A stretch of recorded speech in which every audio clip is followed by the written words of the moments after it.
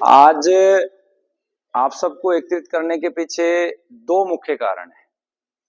एक कारण तो ये है कि अभी जो प्रकरण हुआ, सुप्रीम कोर्ट में बाबा रामदेव जी को माफी मांगनी पड़ी, तो मुझे बहुत बुरा लगा।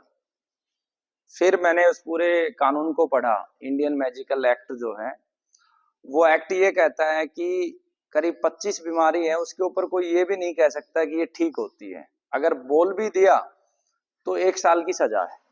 क्योंकि बाबा रामदेव जी बहुत बड़े स्तर पर, विश्व स्तर पे कार्य कर रहे हैं, तो वो उनकी अगेंस्ट जो है आईएमए, जो इंडियन मेडिकल एसोसिएशन है, वो उनके अगेंस्ट खड़े हो गए। ये इंडियन केवल शब्द लगाया हुआ है, बेसिकली ये एलोपैथी की एक संस्था है ना। उसका उद्देश्य यही है कि जो आप कमाए वो सारा का सारा जो है हॉस्पिटलों में लगता रहे। आप अगर हमारे भारत के परिदृश्य को समझेंगे, थोड़ा सा विचार करेंगे, चिंतन करेंगे, हर बजट के अंदर सरकार 10 से 15 एम्स की घोषणा करती है। और मैं आपको, ये तो पता नहीं मेरी आयु कितनी है, लेकिन मैं आपको ये 100% दावे के साथ कहता हूं, जितने जितने हॉस्पिटल बढ़ते जाएंगे उससे 10 गुना रोगी इस देश में बढ़ते जाएंगे। क्योंकि मैं कॉमर्स का विद्यार्थी रहा हूं।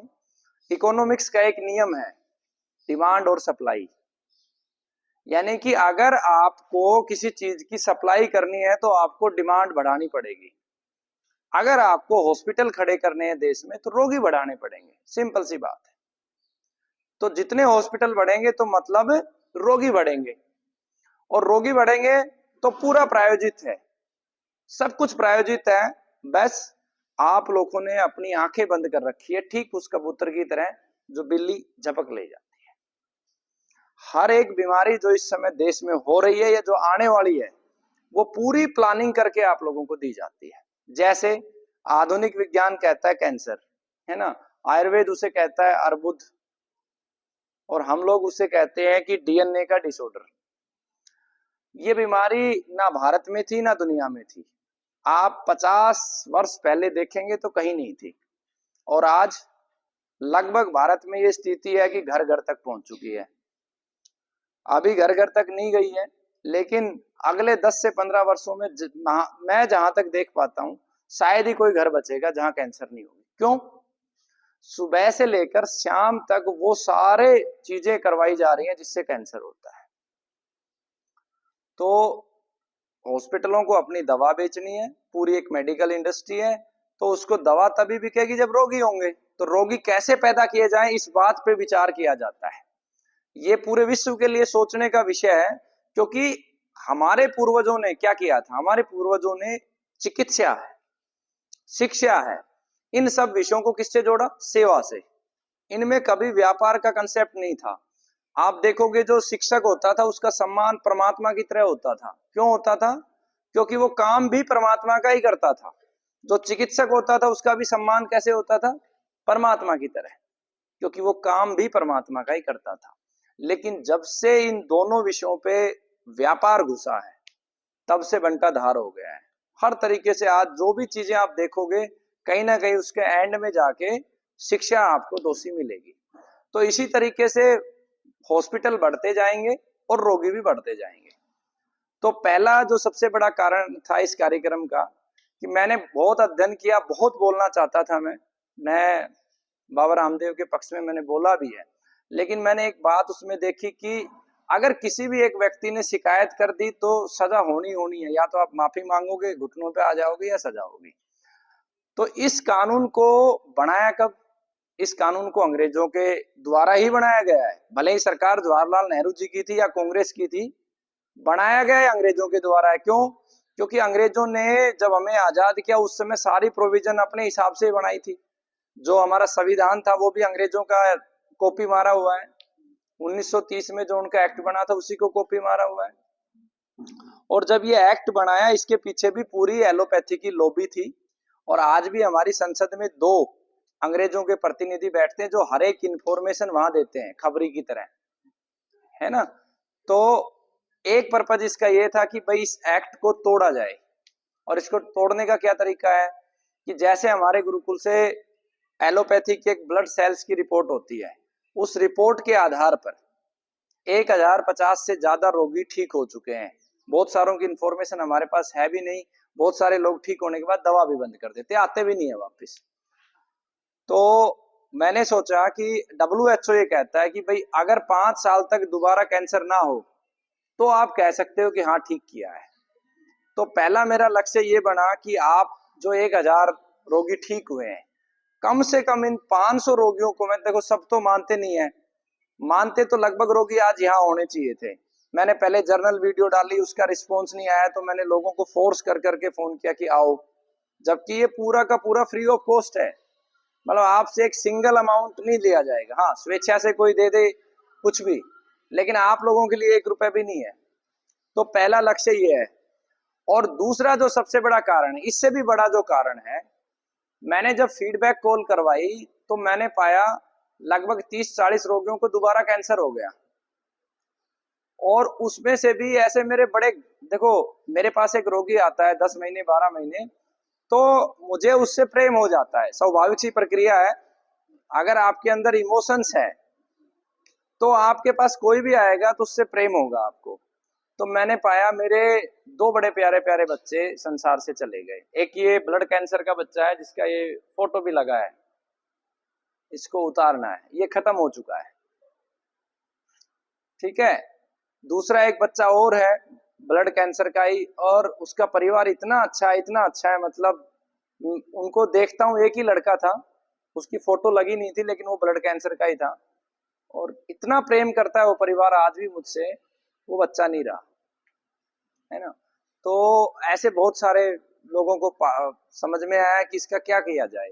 तो इसका एक ही रास्ता है, वो रास्ता क्या है कि जो रोगी है उसकी हर 3 महीने में ट्रेनिंग हो, रोगी के लिए हर रोज सुबह मैंडेटरी क्लास हो। जैसे बहुत सारे रोगियों की शिकायत होती थी, गुरुजी आपसे बात नहीं हो सकती, बात नहीं हो सकती। मैंने कहा ठीक है करो बात, रोजाना सुबह 4 बजे क्लास होगी। आपको अचंभा होगा कि एक भी नहीं आता है, आगे एक भी नहीं आता है। और जबकि मैं अगर 2 बजे भी सोता हूँ रात्रि में तो मैं जरूर 4 बजे उठ जाता हूँ। मैं रात को भी शायद 1:30 बजे के आसपास सोया था, फिर भी मैं 3:30 बजे उठ गया था। तो इसका मतलब क्या है, इसका मतलब है कोई जीना ही नहीं चाहता, ठीक होना ही नहीं चाहता, सीधी सी बात है। भाई आदमी ठीक तो वही होगा ना जो एक्टिव रहेगा, जो पार्टिसिपेट करेगा अपने आप को। बीमारी खतरनाक है, इसमें कोई शंका नहीं है, इससे खतरनाक बीमारी दुनिया में कोई नहीं है। इससे खतरनाक HIV एड्स के रोगी को मैं के साथ कहता हूं, मैं 20 साल 25 साल 30 साल निकलवा दूंगा। और इतना भी कहता हूं कि उसके जो बच्चे होंगे, अगर दोनों पति पत्नियों को एड्स है तो उनका बच्चा भी सामान्य होगा, रिपोर्ट भी नेगेटिव आएगी, फुल गारंटी के साथ बोल रहा हूं। लेकिन कैंसर गारंटी नहीं है। दूसरा नाम मौत है, सरल सरल बोल रहा हूं, दूसरा नाम मौत है, और कुछ नहीं है। आप देखो मैंने तो ट्रैक किया है, पूरा डाटा निकाला है। मुझे पूरे भारत में मुश्किल से 5-6 रोगी मिले जिनको 10 साल पहले कैंसर था और सरवाइव कर रहे हैं। तो इसका अर्थ क्या है? तो इसलिए मैंने आप सब लोगों को यहाँ पे बुलाया ताकि आप लोग ना आपको दोबारा कैंसर हो, और आप सब सुबह सुबह क्लास लो, आपका परिवार भी ठीक रहे और मुझे भी संतुष्टि रहे। अगर मान लो आप लोगों के सहयोग से, जैसे रोगियों के सहयोग से तो जेल से बाहर आया है ना, जैसे भाई जी भी आए थे उस दिन, और वो बहन जी अभी आई नहीं है, सुमन जी, उसने भी गवाही दी, और दिलबाग जी उनकी भी गवाही हुई। तो जो रोगी ठीक हुए सबकी गवाही हुई, तभी तो मैं बाहर आया। और अगर मान लो 500 रोगी रह गए जिंदा अगले 5 साल तक, और वो सुप्रीम कोर्ट में चले गए, खड़े हो गए, 500 में से 50 भी खड़े हो गए तो धारा टूट जाएगी। भाई ये कहते दमा ठीक नहीं होता, मैं दमा के मैंने कभी मेंटेन नहीं किया डाटा। दमा के मेरे पास सैकड़ों केस हैं। एक तो बच्चा हिसार का है जो 8 साल से इनहेलर ले रहा था और आज उसको 5 साल हो गए इनहेलर छोड़ा हुआ है, तो इसका मतलब ठीक होता है ना। हालांकि मैंने कभी दमा पे फोकस नहीं किया क्योंकि मेरा इंसिडेंस, मतलब मेरे परिवार में इतने लोगों को कैंसर रहा है, तो मैंने तो बस यही परमात्मा से संकल्प लिया था कि भाई मैं जीवन इसी चीज पे लगा दूंगा, बस मेरे परिवार के लोग बच जाएं, है ना। तो फोकस वहीं रहता है, दूसरी जगह फोकस जाता नहीं है। नहीं तो इजीली उसका, अब आगे डॉक्टरों की टीम रखी है तो आगे पूरा का पूरा डाटा उसका बना के और इस धारा को तोड़ेंगे, इसमें कोई दो राय नहीं। ये धारा टूटेगी, आज नहीं तो कल, लेकिन टूटेगी कब? जब आप लोग सहयोग करोगे। भाई आप अपने आप को ठीक रखो। देखो, आप क्या ठीक रहना केवल आपके परिवार के लिए महत्वपूर्ण नहीं है, इस राष्ट्र का भविष्य भी निर्धारित करेगा। क्या हम हमारे आने वाली पीढ़ियों को इस एलोपैथी के चुंगल में देके जाना चाहते हैं, जहां बच्चा जन्म लेते ही वैक्सीन और टीके के गर्भ में जाता है? आपकी नस्लें नष्ट कर दी गई है, हमारी नस्ल और फसल पूरी तरीके से बर्बाद कर दी गई है। आप आज देखे होंगे जो बच्चे माँ बाप की सेवा नहीं करते, इन बच्चों का दोष नहीं है, क्योंकि आपको हाइब्रिड खिला खिला के, आपको वैक्सीनेशन लगा लगा के आपको इमोशंस लेस कर दिया गया है। इमोशंस है ही नहीं, किसी में इमोशंस नहीं है। हर आदमी जो है एक दिशा में बढ़ता जा रहा है, एक दिशा में बढ़ता जा रहा है, फर्क ही नहीं पड़ता। बगल में जो है कोई इंसान मर रहा है तो फर्क नहीं पड़ रहा, बगल में कोई पेड़ प्यासा है तो फर्क नहीं पड़ रहा। जैसे एक छोटी सी घटना मैं अपनी जेल की बताऊंगा। इतना बड़ा विशाल बरगद का पेड़, और जेल के अंदर जितना कचरा होता है बरगद के नीचे जला रहे, आधा पेड़ ऐसे जल गया पूरा। आज भी आप नारनौल की जेल में जाओगे तो आधा पेड़ जला हुआ है। मैंने डे 1 में देखा, मैंने उसको डिप्टी को लिखा, सबको लिखा, जी ये क्या हो रहा है? कोई सुनवाई ही नहीं है। यार क्या फर्क पड़ता है? मतलब इतने मूर्खों की जमात इस राष्ट्र में खड़ी होगी। जो जीवन देने वाले पेड़ पौधे हैं, बरगद जो हमें ऑक्सीजन देता है, उनके क्वेश्चन क्या होते, क्या फर्क पड़ रहा है? हमारे पास जगह नहीं है। तो एक दिन मेरे को कई बार आक्रोश आता है जीवन में, गुस्सा आता है, मुझे बहुत ज्यादा आता है, पता नहीं कभी कभी ओवर टेम्परेचर। एक दिन मैं वो जब जला रहे थे, मैंने पुलिस कर्मियों से विनती करी, नहीं माने तो मैं आंच में कूद गया। तो उसके बाद से मेरे को ले गए डिप्टी, मैंने कहा मैं भी जल जाऊंगा इसके साथ, या तुम अपनी ऑडिट करो, तुम्हारे पास सफाई का खर्चा आता है। उसके बाद वो नहीं जलाया, बाद में हो सकता है फिर शुरू कर दिया हो, उसमें तो कोई कर ही नहीं सकते। तो मेरे कहने का अर्थ है कि हम लोगों में इमोशंस खत्म होते जा रहे हैं, वो हाइब्रिड अनाज और वैक्सीन का कारण है। तो ये मुख्य मुख्य कारण है आप लोगों को यहाँ बुलाने का। इसके अलावा भी एक कारण और है, वो कारण ये है कि जेल से बाहर आने के बाद लगभग 6-8 महीने तो पूर्ण रूप से मैं एक तरीके से डीएक्टिव ही रहा हूँ। मेरा काम से मन ही हट गया था, है ना। ये तो माता पिता की कृपा है कि उन्होंने दोबारा से मुझे इस रास्ते पे ले आए। वो उन्होंने मैदान नहीं छोड़ा तो मुझे लगा यार मुझे करना चाहिए, है ना। तो जो एक और जो कारण मैंने बताया, वो कारण ये कि अब मेरा अगला लक्ष्य ही है, क्योंकि अभी मेरे पास एक और बंदा आके बोल के गया, गुरुजी कोई पोस्को लगा देगा, क्या कर लोगे? पोस्को का मतलब समझते हो? मान लो कोई छोटी सी गुड़िया है, मैंने गोद में उठा लिया, हम इंसान है भाई, हमें बच्चों से प्रेम है, और उसी के माँ बाप ने जाके कह दिया जी ये तो इसके साथ गलत काम कर रहा था। आसाराम बापू जी के साथ क्या हुआ है? उसकी कोई मेडिकल रिपोर्ट नहीं है, लेकिन हमारे देश में मूर्खों की कमी नहीं है। मैं आपको पूरी चार्जशीट पढ़वा दूंगा, एक सिंगल एविडेंस नहीं है। और एक इतने बड़े दिव्य पुरुष जिन्होंने राष्ट्र के लिए इतने ईसाइयों को, अगर भारत में ईसाइयों का धर्मांतरण अगर किसी ने सबसे ज्यादा रोका है तो वो आसाराम बापू जी ने रोका है। इतना संघ ने भी नहीं रोका है जितना आसाराम बापू जी ने रोका। मैं गया हूँ एरिया में, जहां जहां चर्च, ये वहां जहां पे भी चर्च थी वहां पे उन्होंने अपने स्कूल फ्री चलाए, लेकिन कोई बोलने वाला नहीं है। क्यों? क्योंकि हमारे राष्ट्र के ऊपर पूरी दुनिया में जो सत्ताएं हैं, एक पूंजी की सत्ता है, एक धर्म की सत्ता है। धर्म तो केवल नाम का है, वास्तविक बात पे तो कोई जाता नहीं है। धर्म की सत्ता पे ईसाइयों का और मुस्लिम्स का दोनों की टक्कर है। ईसाई ये चाहते हैं पूरी दुनिया में ईसाई हो जाए, और मुसलमान ये चाहते हैं पूरी दुनिया में मुसलमान हो जाए। पूंजी की सत्ता के ऊपर कब्जा फिलहाल ईसाइयों का है। जितनी भी लॉबी बैठी है, वर्ल्ड बैंक के अंदर बैठी हो, WHO के लिए बैठी हो, सब ईसाई हैं। इसलिए जो वर्तमान सरकार है ना, वर्तमान सरकार ईसाइयों के फेवर की है। हमें ये लगता है कि नरेंद्र मोदी जी को हमने बना दिया, ये सिर्फ और सिर्फ हमारी गलतफहमी, इससे ज्यादा नहीं है। अभी सिंगल अमाउंट ऑफ वर्ड कभी नरेंद्र मोदी जी ईसाइयों के खिलाफ बोल दे तो मेरी गर्दन उतार देना, क्योंकि वो प्रायोजित है। क्योंकि ईसाइयों को ये पता है अगर भारत का इस्लामीकरण हो गया तो दुनिया में राज है मुसलमानों का होगा। क्योंकि भारत इतनी बड़ी कंट्री है, भारत के पास इतने नेचुरल रिसोर्स हैं, कल्पना नहीं कर सकते, इतने नेचुरल रिसोर्स हैं। अभी बीजेपी का एक विधायक था, स्वर्गवास हो गया, लक्ष्मण दास जी, तो उनका मेरे यहाँ से ट्रीटमेंट चल रहा था। तो कोल्हापुर के पास एक जंगल है जहाँ कैंसर कंद और बहुत सारी जड़ी बूटियां होती हैं। तो उनके माध्यम से मुझे उस जंगल में घुसने की अनुमति मिल गई, नहीं तो सरकार ने बैन कर रखा है। क्यों बैन कर रखा है? पिछले 50 सालों से जापान, रसिया उस जंगल से सारी जड़ी बूटियां निकाल के ले गया। अब सरकार जागी है। हमारी गंगा जल जो है वो कितना पवित्र है, कांग्रेस के शासनकाल में 3 बार उसके ऊपर रेडिएशन, जहां से गंगा जी चलती है, ऐसे ऐसे ट्रायल्स किए हुए हैं कि पूरे गंगा जल को नष्ट करने की प्रक्रिया की गई है। तो सरकारें हैं, आती हैं जाती हैं। मेरा जो आपको समझाने का भाव ये था कि हमें हमारी लड़ाई हमें ही लड़नी पड़ेगी। तो जो मेरा तीसरा पर्पज ये था कि अगर मैं सिंगल रहता हूं इस चिकित्सा के क्षेत्र में, तो आज नहीं तो कल मुझे ना कोई टपकाने वाला है। दो ही तरीके होते हैं इंसान को, या तो खरीद लो, अगर बिकता नहीं है तो उसको फंसा दो, फंसता नहीं है तो मिटा दो।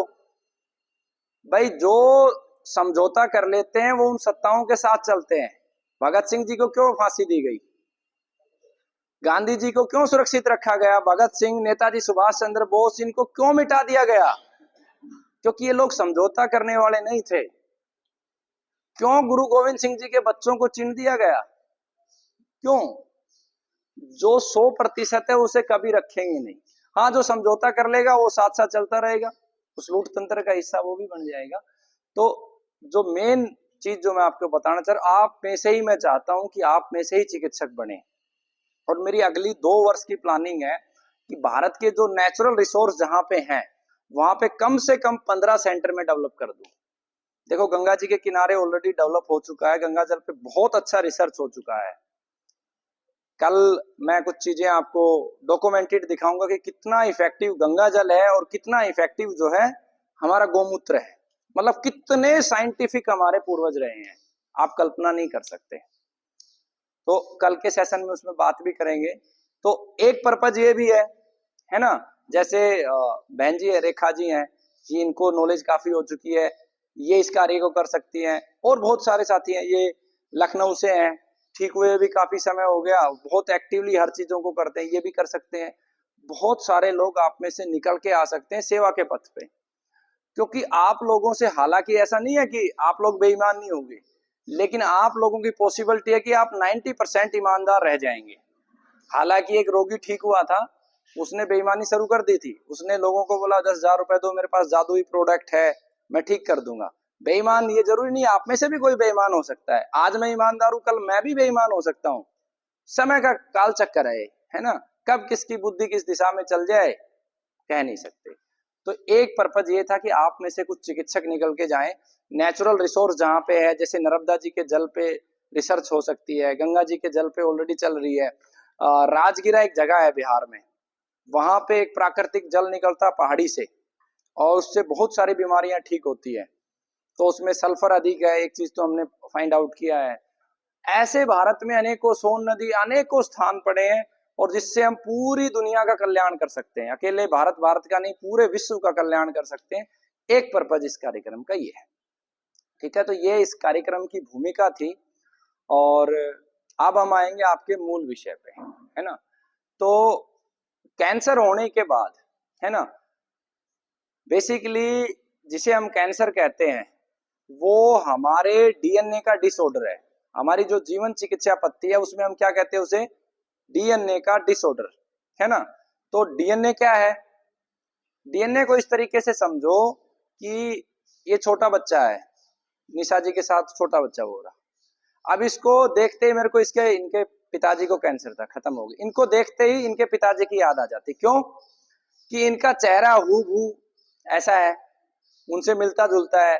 तो जो माँ और पिता, उन दोनों के जो पूर्वज होते हैं, उन्हीं के गुण, धर्म, सूत्र सब निकल के संतान में आते हैं।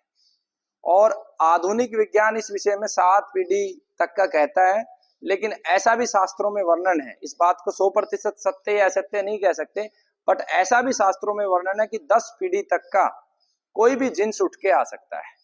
तो डीएनए का मतलब होगा कि हमारे 10 पीढ़ियों के जो पूर्वजों की सोच, विचार, जीवन शैली, भोजन, वो सबकी जो समरी है वो आपका डीएनए है। अब उसके विरुद्ध जो हम काम करेंगे, वही हमारी कोशिकाओं को, जो मल्टीप्लाई होती है कोशिका, एक कोशिका से 2, 2 से 4, तो वही जब डिसऑर्डर आता है उसके विरुद्ध हम जब कोई कार्य करते हैं तो उससे क्या होता है, उसकी स्पीड अनकंट्रोल्ड हो जाती है और वही जो है कि ट्यूमर का फॉर्म ले लेता है, गुच्छा बना लेता है, जिसे एलोपैथी में कैंसर कह देते हैं, आयुर्वेद में उसे अर्बुद या कर्क रोग कह देते हैं, और हमारी पद्धति में उसे हम डीएनए का डिसऑर्डर कह देते हैं। मतलब हमारे पूर्वजों के विरुद्ध जो हमने काम किया उसे ही हम कैंसर कह सकते हैं। सिंपल समझे। अब इस पे आपको सबसे पहला क्या काम करना है ना, जो जो सोएगा मैं खड़ा करूंगा। एक एक व्यक्ति मेरे नोटिस में है, क्योंकि देखो अगर मैं जग रहा हूं पिछले 7 दिनों से आप लोगों के लिए, तो आपको सोने तो नहीं दूंगा मैं। तो सबसे पहले गुरु गोविंद सिंह जी के वंशज हैं, आप खड़े हो जाओ, है ना। हाँ, खड़े हो जाओ आप, और आपको भी खड़ा होना है, सुखदेव के पिताजी। सोने नहीं दूंगा, आप बाहर जा सकते हो, मुझे अच्छा नहीं लगता, मेरा कॉन्फिडेंस डाउन होता है, मुझे लगता है कि मैं अच्छे से नहीं समझा पा रहा हूँ। सिंपल सी बात है, नहीं समझ में आया तो हाथ खड़ा करो, मैं रुक जाऊंगा, आपको समझाऊंगा, ठीक है। तो आपको क्या करना है, आपको पहला जो होमवर्क मैं दे रहा हूं कि आपको अपनी 10 पीढ़ियों का डाटा एकत्रित करना है। मेरे पास 7 पीढ़ियों का मेरा डाटा है।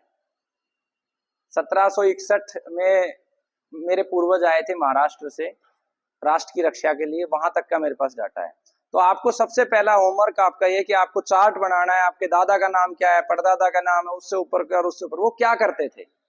अब इसको एकत्रित करो, उसमें से कितने मांसाहारी थे, कितने शाकाहारी थे, वो कैसे जीते थे, क्या सोचते थे, क्या खाते थे, क्या पीते थे, कैसे रहते थे, क्या संयुक्त परिवार था, क्या ज्वाइंट फैमिली थी या अलग अलग रहते थे, क्या कितना ईर्ष्या भाव था, क्या सास बहू की लड़ाई उस समय भी थी, क्या रोटी बनाने में झगड़े होते थे, क्या कि मैं रोटी आज नहीं बनाऊंगी, पोछा मैं नहीं लगाऊंगी। सब चीजें आपको एकत्रित करनी है। इसका सीधा सीधा विज्ञान है। मैं जो आपको बताऊंगा वो टोटली साइंस ही बताऊंगा मैं। तो ये आपका पहला होमवर्क है, ये आपको करना है? बिल्कुल, उसका एक चार्ट बनाओ, उसकी सभी के पूर्वजों की जितनी फोटो है फोटो लगाओ दीवार पे, हमारे बच्चों को पता होना चाहिए। मेरे दादाजी को मैंने देखा है संघर्ष करते हुए, मैंने मेरे दादाजी को देखा है किस तरीके से वो मतलब एक एक रुपए के लिए काम करते थे। हमारे आने वाली पीढ़ियों को पता होना चाहिए ना। जैसे मेरी माँ को मैंने देखा है संघर्ष करते हुए, नौकरी भी करती थी, दूसरों को खेत भी किराए पे लेती थी, मेरे पिताजी इतनी मेहनत करते थे। हमें एहसास तो होना चाहिए हमारे पूर्वजों का, हमारी असली संपदा तो हमारे पूर्वज ही है। तो ये हमें करना है, उनकी विचारधारा को भी हमें समझना है। उसको मैं विज्ञान बताऊंगा कैसे। आप देखोगे कि आपके नेचर में क्या अगेंस्ट आया है ना। जो आपके नेचर में अगेंस्ट आया है उस मूल विचारधारा से, उसे आपको चेंज करना है। मान लो आपकी 2 पीढ़ी पहले चाचा ताऊ सारे मिलके साथ रहते थे, तो अब साथ नहीं रह सकते, तो आपको ईर्ष्या नहीं होनी चाहिए। समझ रहे हो। मैं ये तो संभव नहीं है, मुझे पता है प्रैक्टिकली कि आप 4 भाई हो तो चारों भाई साथ रहो, नहीं तो महाभारत बन जाएगी। लेकिन आपके अंदर, रोगी के अंदर ईर्ष्या भाव नहीं होना चाहिए। हाँ, अब रोगी नहीं है, इनकी अच्छी बात है, आप अब निरोगी हो चुके हो। हाँ हाँ हाँ, आप सब कैंसर योद्धा जो है ना। हाँ हाँ, आप सब कैंसर योद्धा हो। तो आप लोगों को, आपके अंदर ये भावनाएं नहीं होनी चाहिए। आप इसको इस तरीके से समझो, विज्ञान के दृष्टिकोण से बताता हूं मैं आपको। आपके अंदर 5 तत्व है, मेरे शरीर को अगर तोड़ेंगे तो क्या निकलेगा, 70% पानी, पृथ्वी तत्व निकलेगा, आकाश अग्नि वायु, यही 5 है। आप में भी 5 ही है, सभी 5 तत्वों के हैं। तो फिर इनका एक ही सार हुआ ना, माता पिता कौन हुआ, एक ही हुआ। ये 5 तत्व भी हमारे मैन्युफैक्चरिंग वो इनपुट हो गया। तो फिर भला एक दूसरे से ईर्ष्या किस बात की। तो आपको जो पहला काम करना है वो ईर्ष्या नष्ट कर देनी है। मैं टच वुड आपको बता रहा हूं, मतलब 1% इसमें झूठ नहीं है। जिस व्यक्ति ने मेरे खिलाफ, मतलब मैं अगर जेल गए, सारा षड्यंत्र हुआ, जो व्यक्ति इसका मुख्य रूप से मेरी दृष्टि में दोषी था, जिसकी वजह से मेरे साथ ये हुआ, मैं इस कार्यक्रम का निमंत्रण भी उस व्यक्ति को देके आया हूं, और मैं पूरे शिद्दत भाव से देके आया हूं कि आपको आना है। क्योंकि मुझे पता है कि ईर्ष्या इंसान को नष्ट करती है। जिस दिन आपने ये एक एलिमेंट चेंज कर दिया, मैं आपको लिख के गारंटी देता हूं, आपको दुनिया की कोई बीमारी नहीं हो सकती है, कोई बीमारी नहीं हो सकती है। हाँ ठीक है, क्षणिक कई बार हमें गुस्सा आता है, मुझे भी आता है, लेकिन ईर्ष्या भाव नहीं होना चाहिए। पहला काम आपको ये करना। आप देखोगे कि आपके पूर्वजों में ये मिलेगा नहीं। किसी का भी देख लेना, आप 2 पीढ़ी पहले जाओगे तो 5-5 भाई ऐसे बैठ के खाना खाते थे, 15-15 रोटी खाते थे दबा के, और बनाने वाले भी खुश होके बनाती थी, अरे वाह मेरे बच्चे खा रहे हैं। भाभी बनाती थी सारे भाइयों के, सब सिस्टम था। आज क्या है, टोटली नष्ट हो गया। तो आपके डीएनए का डिसऑर्डर हो गया ना, ये सबसे मेजर कारण है। हर एक बीमारी का सबसे मेजर कारण है। आप एक बार, मैंने तो ये प्रैक्टिकली करके देखा हुआ, एक बार इन सब चीजों को लागू करोगे तो आप आगे बढ़ जाओगे। इसके सैकड़ों उदाहरण दे सकता हूं मैं आपको। आप जैसे मान लो, आज का एक उदाहरण देता हूं। आप जितने भी लोग आए हैं, आपके पास कुछ लोग गाड़ी लेके आए होंगे, है ना। आपने देखा होगा बहुत सारे लोग रोड पे भी खड़े मिले होंगे। आपने कभी एक बार गाड़ी को रोक के बोलना कि भाई साहब कहाँ जाना है, बैठो, और पहले का आपका बॉडी का एनर्जी लेवल देखना और उस व्यक्ति के बैठने के बाद आप देखना, मतलब इतनी पॉजिटिव वाइब्रेशन आपको मिलेगी कि आप कल्पना नहीं कर सकते। मैंने बहुत बार किया है, क्योंकि मैं खुद रोड पे, मेरा जीवन रोड पे ही गया है। मैं ये सोचता रहता था यार आधे घंटे में घर पहुंच जाऊं, कोई बैठा ले, कोई बैठा ले। लेकिन जब मुझे कोई बैठाता था, मैं जब तक उतरता नहीं था, मैं एक ही चीज करता, हे परमात्मा ये व्यक्ति खूब तरक्की करे, खूब तरक्की करे। तो ये एक मैंने एग्जाम्पल दिया है। हमें दूसरों की मदद करनी है। जो दूसरा मैं कारण आपके सामने लेके आ रहा हूं, आपको ये मान लेना है कि हमारे जीवन का लक्ष्य है दूसरों की मदद करना। मतलब हम पैदा ही इसलिए हुए हैं कि हमें सहयोग करना है, प्रेम करना है। ईर्ष्या को नष्ट कर दिया और दूसरों के लिए आप हेल्पफुल हो गए। तो जब दूसरों के लिए आप हेल्पफुल हो जाओगे तो आप पावरफुल हो जाओगे। और ये सीधा सीधा विज्ञान है।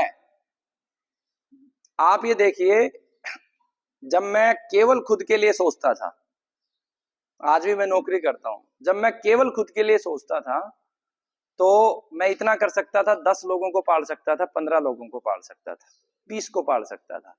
मुझे एक बार बीच में रियलाइज ये हुआ कि यार जो मेरे साथ के ऑफिस में थे वो लोग डिवीजन हेड बन गए। डिवीजन हेड बन गए तो मतलब 50 लाख रुपए सैलरी हो गई, मैं खाली डिपार्टमेंट हेड रहा। फिर मैंने दूसरे जन सोचा कि यार ये डिवीजन हेड बन के भी 50 लाख रुपए भी कमा के ये 20 ही लोगों को, अपने 10 का परिवार उसी को पाल रहे हैं।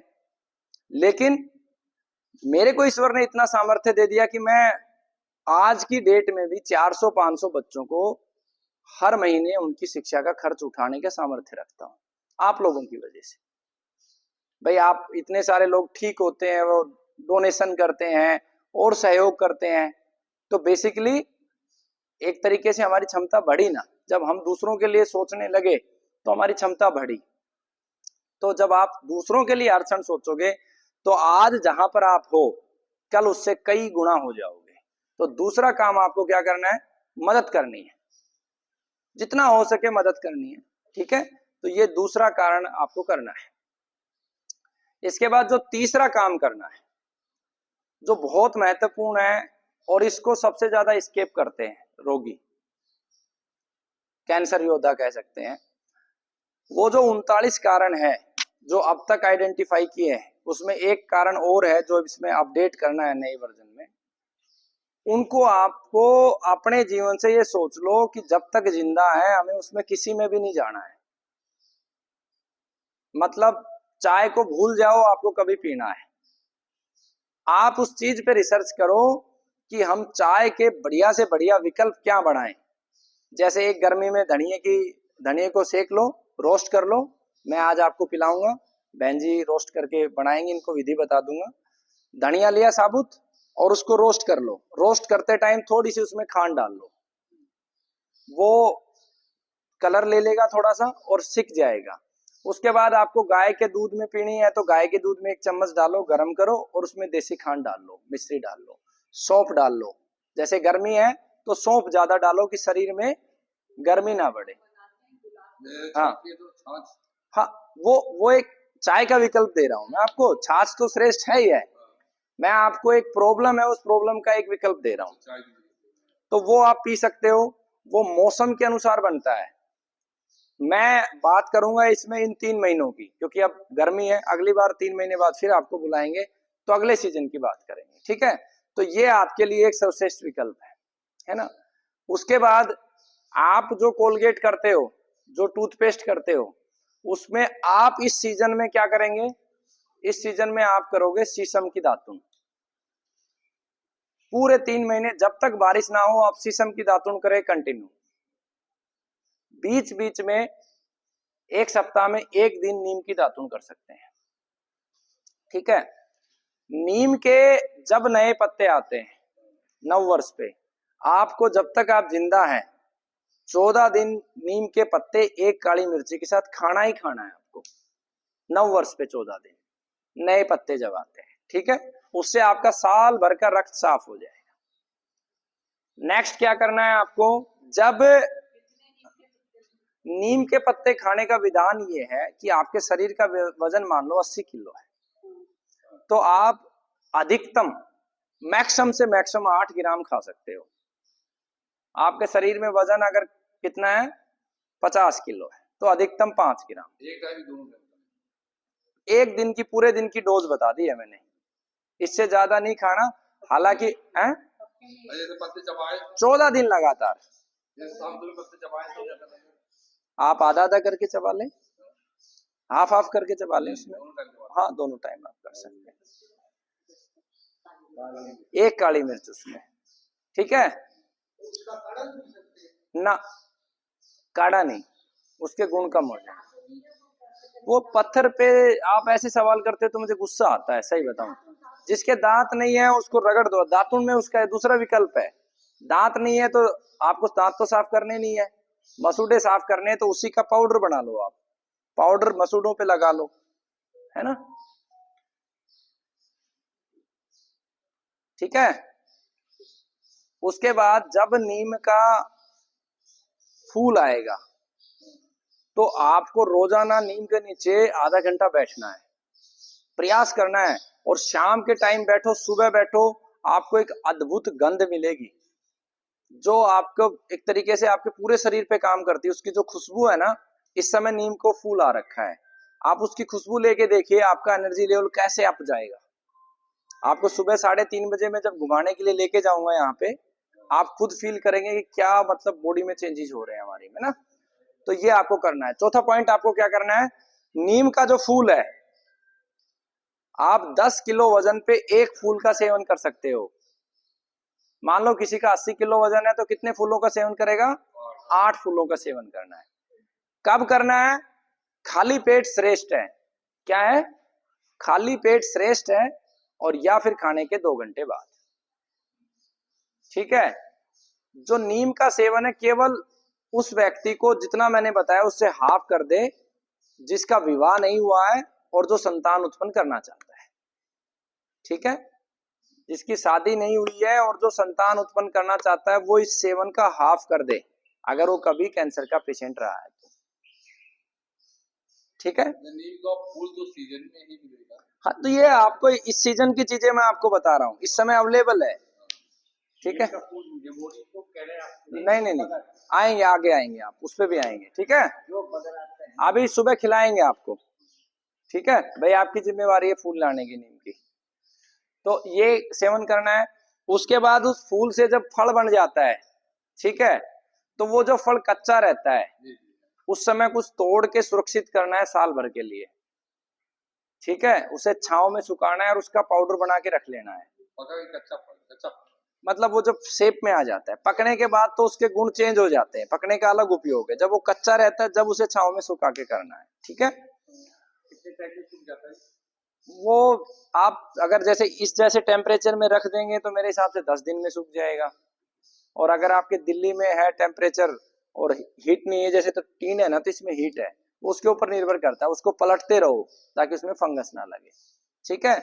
उसके बाद जब वो फल पक जाता है तो रोजाना आपको, जब तक सीजन में फल चले, रोजाना आपको, जैसे आपका 80 किलो वजन है तो आप उसको 3 से गुणा कर लो, 8, एक जीरो हटा दो, 8 को 3 से गुणा कर लो, आप 24 निम्बोड़ी रोजाना खाएंगे डेली, पके हुए फल की। क्योंकि पका हुए फल के अंदर विष कम हो जाता है, लगभग खत्म हो जाता है। ये पाउडर बना के रख लेना, ये आगे बताऊंगा इसका उपयोग मैं आपको कैसे करना है, ठीक है।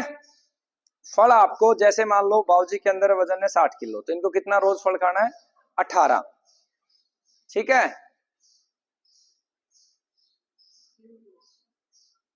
3 गुना, एक जीरो हटा के 3 गुना, ठीक है। उसके बाद इसी सीजन के अंदर एक फल आता है जिसको बोलते हैं हम सहतूत। एक सहतूत आता है जो बहुत मीठा होता है, इतना लंबा होता है, ठीक है। एक सहतूत आता है बिल्कुल छोटा सा, कई बार खट्टा मीठा होता है, जिसका जितना पर्पल कलर होता है, काला रंग होता है, वो आपको प्राथमिकता से जितना ज्यादा खा सकते हो आप खाइए। वो आपके लिए एंटी कैंसरस है, पूर्ण रूप से एंटी कैंसरस है, ठीक है। तो ये आपको सेवन करना है। इसको खट्टा बोलते हैं, वो सहतूत होता है लंबा, इसको खट्टा हम अपने लोकल में खट्टा बोलते हैं। वो भी खा सकते हैं, लेकिन इसको प्राथमिकता से खाना है, ठीक है। तो अब आपकी परीक्षा लेंगे, कितना आप समझे हो, है ना। बंद कर दे भाई।